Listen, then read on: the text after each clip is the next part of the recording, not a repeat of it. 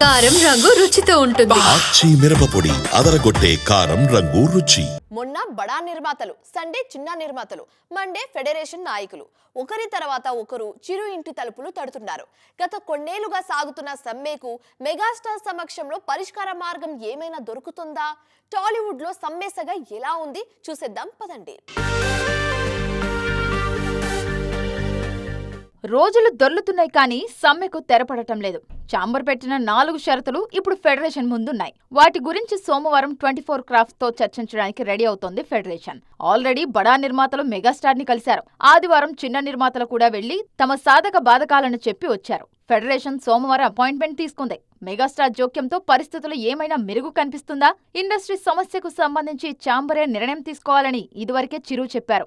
అటు నిర్మాతలు, chamber, federation అందరూ బావుండాలన్నదే తన కోరిక అని చిరు చెప్పారని సి కళ్యాణ్ అన్నారు. అతి త్వరలో సమ్మెకు ఎండుకాటు పడుతుందన్న విషయం అర్థమవుతూ ఉంది. ఒకవేళ చిరు జోక్యంతోనూ సమస్య పరిష్కారం కాకపోతే ఏం జరుగుతుంది?